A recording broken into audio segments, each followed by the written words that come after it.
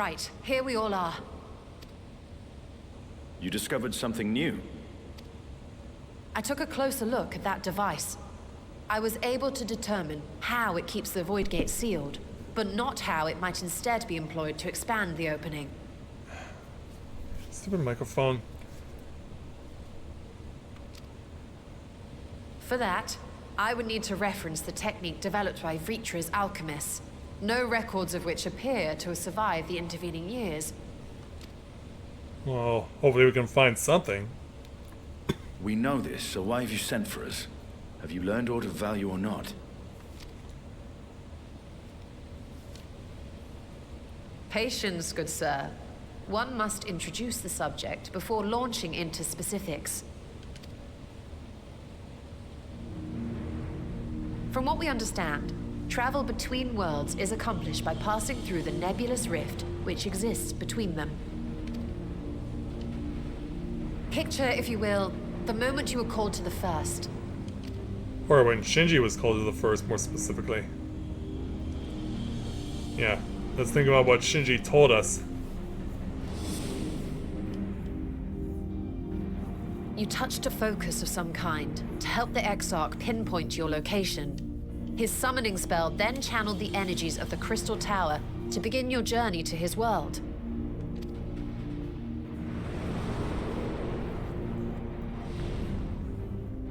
The magics tore a hole in the wall separating source and shard, and cast you into the intervening nothingness.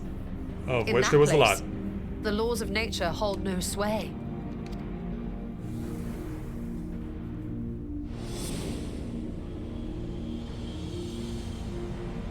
Yet even through this realm of temporal and spatial instability, you were borne safely to your destination in the first. Well, relatively closely to it. The feat that guided you across such an unimaginable distance, both physical and metaphorical, was nothing short of a miracle.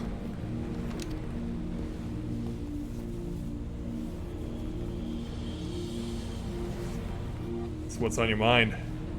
Then what of the many voids sent found in the source? Who guides them here, and how? An excellent question. Though there are several methods by which the Void's denizens might intrude upon our world, the rituals of summoning are the most typical. So tell us For about example, let us consider the Gargoyle, a creature of middling power. it. I wouldn't necessarily call it middling. Especially the ones you find at Amdapor Keep.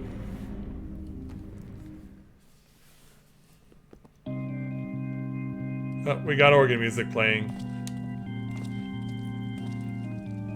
And those are quite some impressive statues. But there go our summoners. To call upon such an entity, the prospective summoner must force open a void gate.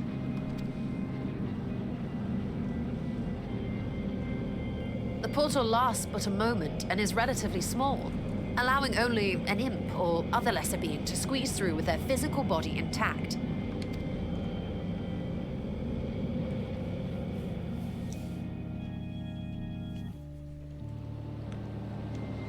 In the meantime, Our more powerful gargoyle, however, is too large for that. Creating a gate big enough for him would require vast amounts of energy, far beyond the reserves of any one mortal practitioner. so what do? Yeah, hello there, creepy hole. Yeah, definitely got your interest. Instead, 'tis far more common to bring over only the entity's soul. We had a taste of that ourselves when a certain exarch dragged us to the first. Yeah.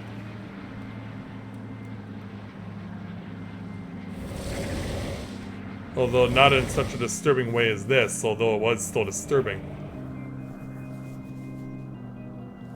And just as our bodies remained in our world, the Void Sense physical form is left behind in the 13th.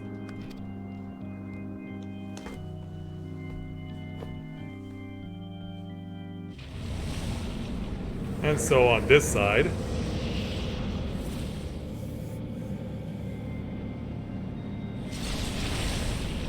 go the souls. Once at its destination, the summoned soul is granted a temporary shell to inhabit. In the gargoyle's case, a stone effigy has proven a suitable vessel. The eyes light up. The mouth begins to open. The claws begin to twitch. And then it takes on its new form.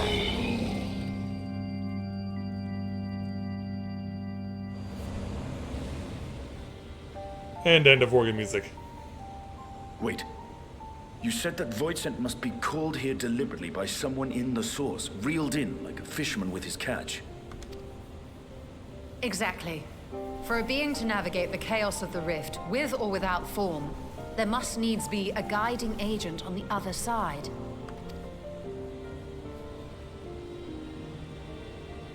When the hordes poured forth from Alag's Great Gate, it was the technologists who drew them through. Though to my knowledge, planar fissures are in essence natural passages between our world and the void, which require no such guidance to traverse. Why is only the boundary between the source and the 13th so fragile? So much so that it often tears open of its own accord. Yeah, that's a I good believe question. solving that mystery is key to understanding travel between the source and its reflections. And how do you intend to get your answers? No, the danger is too great. Yeah, I think you realize what's going on here.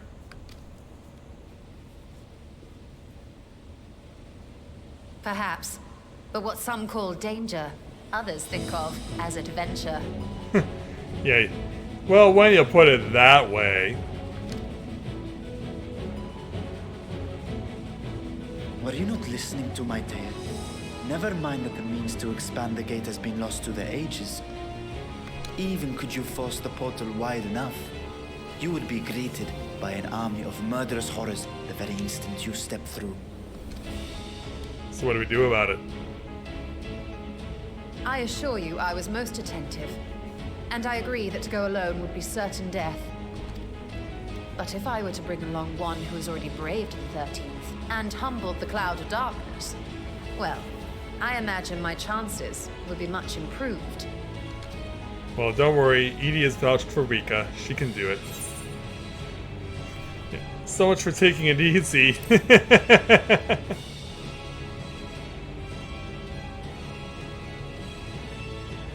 Since when were you one for the quiet life?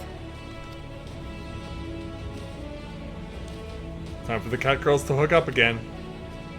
Once again, I put my life in your ever-reliable hands. That said, as much as I would like to march straight back to the Void Gate, there is the small matter of being unable to open it without the Satrap's personal authority. Really? That's what we're going with? Yeah, we're already putting the onus on him, aren't we?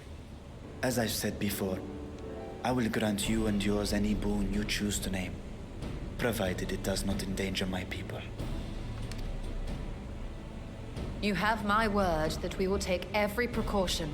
Not a single void scent will be allowed to threaten Radzatan, assuming we manage to expand the portal in the first place. Of course. You have a plan.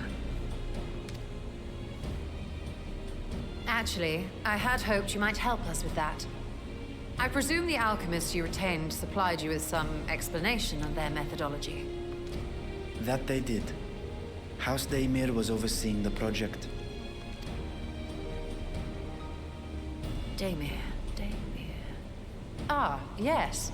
The family associated with the great work. Oh, that's new to me.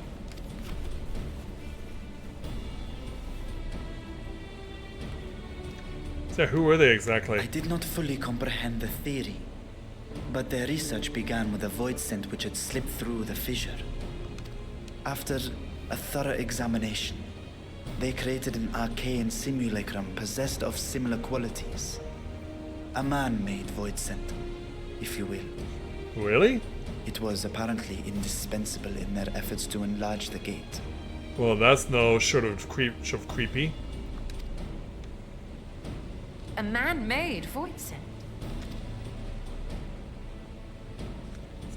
Seems pretty bizarre. Almost Yes. outrageous. Being great admirers of the Archons, House Daemir submitted detailed notes to Charlene's official committee. They expected praise and accolades for their simulacrum, and were thus devastated to be informed that their work had been classified as prohibited material. Yeah, I imagine they were pushing their luck too far. If that's true, then those notes might still be stored in a forbidden archive somewhere. Not Google, of course, since that library had yet to be built. Which leaves us with... Oh, where are we going? The restricted section of Numenon. Graha's favorite place to sneak around. And like, how are we gonna get in there?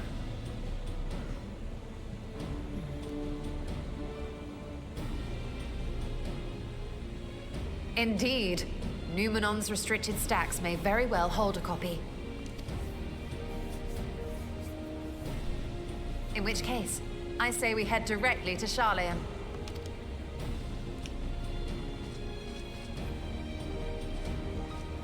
Well, I guess we can do that. Oh, I guess the Stenian's done for now. Unless you anticipate needing help to reach the high shelves. I see myself being of little use. Go on ahead. I still need to find Mirad and tell him about the Khalzal Foundation.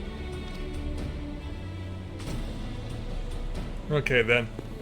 Oh, wait, he goes.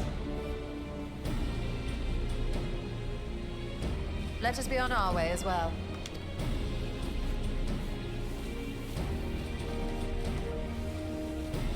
So off go the cat girls. What about you there, Varshan? They are resolved to venture into the void. Do I sit idly by? Yeah, this is really tearing them apart. This is really tearing them apart.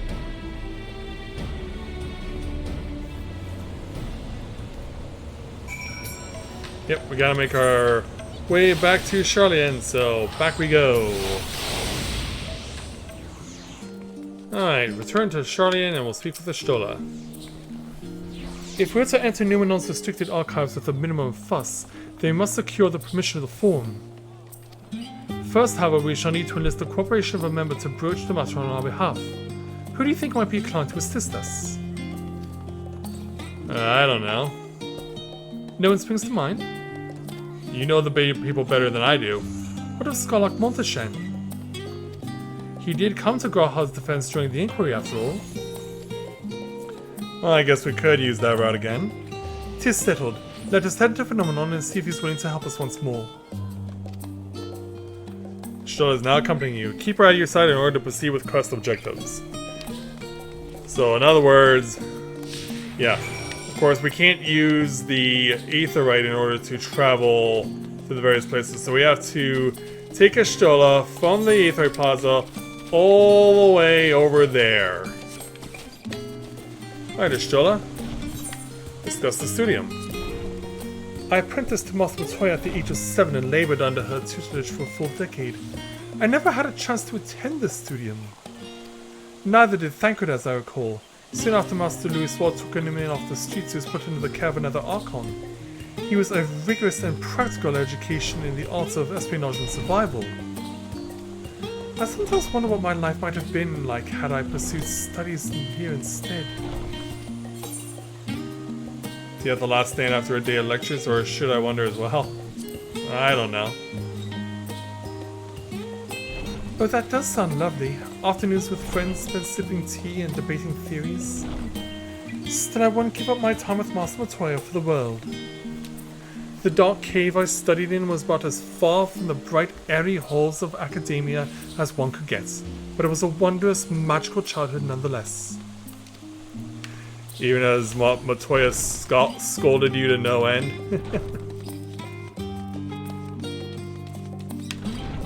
Alright, let's go over here. Make our way through the halls and get on over to where Monteshan is.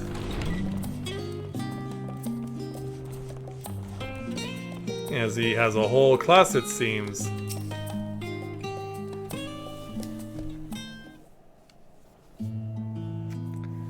Ah, visitors, and quite esteemed ones at that. What may I do for you? Pray forgive the intrusion, Scarlock, but we were hoping you might help us secure permission to enter Numenon's restricted archives. Oh, no furtive forays into the stocks this time, eh? Apparently you heard about that. I applaud this newfound sense of propriety, yet in all this wide world of comparative serenity, what compels you to disturb a vault of forbidden wisdom? Well, let's explain why. Yeah, we'll take turns as catgirls explaining it to the Scarlark. So, sometime later...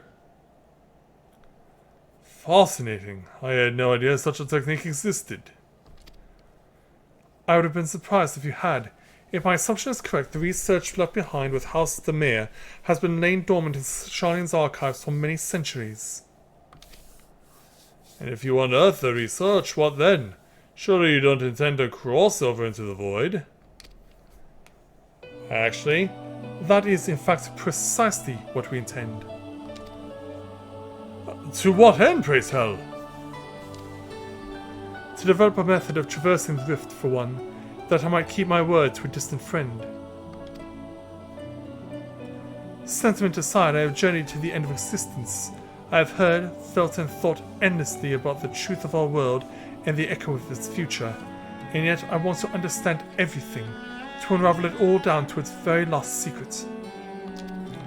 What scholar worthy of the name wouldn't force open a void gate or two if a grand revelation was the promised reward? Marvelous!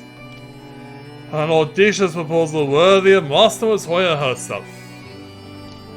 And after hearing the whys and the wherefores, I for one do not believe you would have used the knowledge for ill. I see no reason not to present your requests to the form's consideration. Thanks there, Monteshan. Yeah, you got two smiling cat girls in front of you. Although, your position would be better received if you also had the support of another well-placed acquaintance. Yeah, who could we think of? Why, Master Fortuno, of course. Do we really want to go down that road? He can hardly ignore an earnest request from his Steel Children's most trusted comrades. I was hesitant to approach him directly, but there is no denying that having Master Fortuno on our side would tip the balance in our favor. Very well, we will pay a visit to the Levier estate and plead our case. One last thing before you go. I will consider it a personal favor if you might share with me the discoveries you make in the void. My appetite for knowledge is as every bit as insatiable as yours, I'd wager. So, if you could see your way to indulging an old man's curiosity. Of course, Scarlock. We'll be sure to pass on any revelations. Yeah, Rika will lead the way. Yeah, to the Levier estate we shall go. Alright, after all this time we finally made it to the Levier estate. Let's see if we can speak with the man himself. Hello there, butler.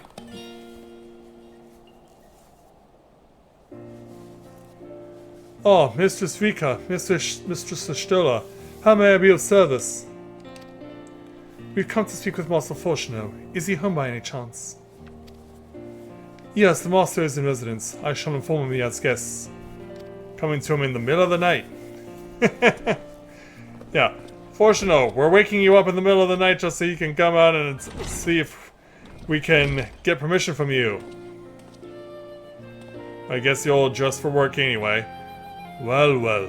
Meliance would invite you inside for tea, but I assume this is not a social visit. You have some matter of import to discuss. We do indeed. Then pray proceed, you have my full attention. So Shola will say what she needs to say, I'll say what I need to say, and this will go on for a while. And so a little later, well, I suppose I should praise you for following the proper protocols this time around. Scholar like Monteshan much expressed the same sentiment. I assure you, we will not attempt to circumvent the form's authority again, unless it is absolutely necessary, of course. Of course. You do understand the restricted archives are restricted for good reason, yes? If no pressing need exists, then why risk the consequences of employing this forbidden knowledge? Here, gotta explain it to him. For a brother who misses his sister, she was his guardian and his friend, a selfless hero who crossed the earth between worlds to save her homeland from horror and suffering. But the brother has given up on the thoughts of reunion. He spends his efforts elsewhere, watching over people yet healing from the flames of the final days, loyal to his duty while betraying the longing in his heart. Who are you referring to exactly? He has no vital mission perhaps reuniting these siblings, but it feels a worthy cause to pursue all the same. Also I realize he's talking about Vitra and Asdaya. As one who feared losing his own loved ones and spent years in research to prevent it, surely you appreciate how painful such a separation must be.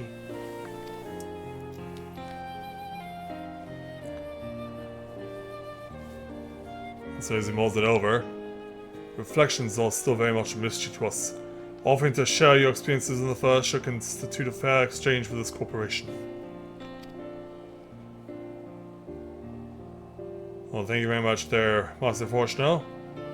Do not celebrate just yet, the form must still be convinced. I will add your request to the list of today's deliberations and deliver the decision to you at the Baldessian Annex.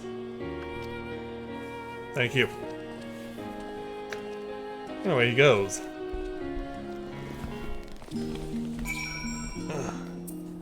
Trying to stretch it out here. So let's go on inside. And there's where we're stopping. Alright, Ashtola.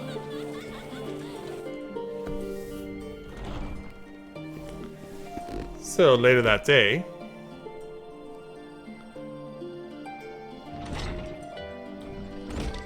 we hear the door open, and there's the two of them. So what did the form decide? To put it bluntly, Master Matoya has burned some bridges here in Sharlayan, and salted the earth for good measure. When it became clear that her student was the petitioner in question, well, no few members voiced their discontent. Then the chamber was reminded, in no uncertain terms I might add, of the incredible debts we owe to you and your companions. So I guess that means we won them over. That served to silence the grumbles and stiffen a few spines, and it was agreed that allowing you entry to the archives was the least we could do in return. Wow, that's quite impressive. This is wonderful news. Thank you both for speaking on our behalf. Yes, well, as I'm sure you're aware, this permission was not extended lightly. Forbidden knowledge is to be treated with the utmost caution, and there will be repercussions if it is not. I wish you well in your endeavor and bid you a good day. Thank you, gentlemen. So, Fortunel heads off.